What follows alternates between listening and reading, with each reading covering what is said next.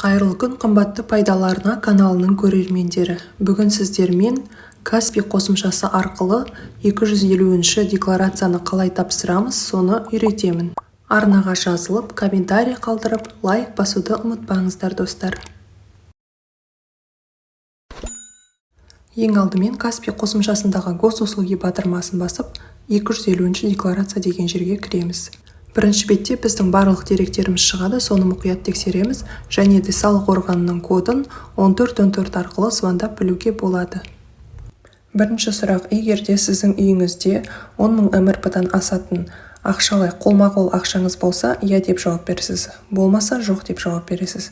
Екінші сұрақ: Қазақстаннан тысқары шет мемлекеттерде 1000 айлық есептік көрсеткіштен асатын ақшаңыз болса, осы жерде иә деп жауап бересіз, жоқ болса нет деп жауап бересіз. Үшінші сұрақ: Қазақстаннан тысқары шет мемлекеттерде мүлкіңіз бар ма, жоқ па, соны белгілейсіз. Подробный список деген жерді басқан кезде қандай мүліктер екендігін қарап көруге болады. Төртінші сұрақ: Қазақстаннан тысқары шет мемлекеттерде қандай да бір көлік құралдарыңыз болса, соны көрсетесіз, және де мысал ретінде қандай көліктер жататындығы астыда көрсетіліп тұр. Келесі сұрақ: Қазақстаннан тысқары шет мемлекеттерде сіздің қандай да бір компанияларды басқаруға үлескерлігіңіз бар ма, жоқ па, соны көрсетесіз, және де нені көрсетуге болатындығы туралы ескертпе қосымша берілген. Келесі сұрақ: егер де Қазақстан мемлекетінде немесе одан тысқары жерлерде қандай да бір құрылысқа ақша салып қойып келісімшарт жасасқан болсаңыз, соның бар жоқтығын көрсетесіз. Келесі сұрақ: Қазақстан мемлекетінде және одан тысқары жерлерде бағалы қағаздарыңыз, активтеріңіз болатын болса, соны көрсетесіз. Астында мысалдары келтірілген.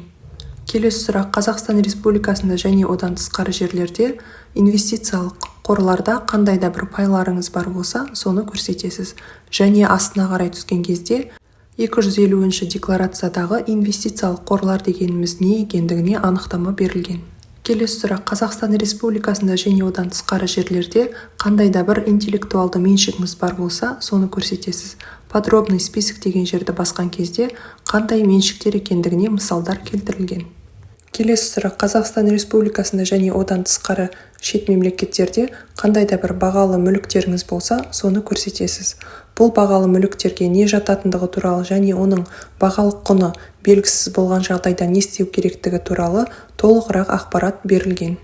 Келесі сұрақ: Қазақстан Республикасында және одан тысқары шет мемлекеттерде қандай да бір инвестициялық алтындарыңыз болса, соны көрсетесіз. Келесі сұрақ: Қазақстан Республикасында және одан тысқары жерлерде сенімгерлікпен басқаруға берген қандай да бір мүлкіңіз бар ма, жоқ па, соны көрсетесіз. Келесі сұрақ: қандай да бір жеке тұлғаның алдында немесе компанияның алдында сіздің қарызыңыз болса, нотариуспен бекітілген, соны көрсетесіз.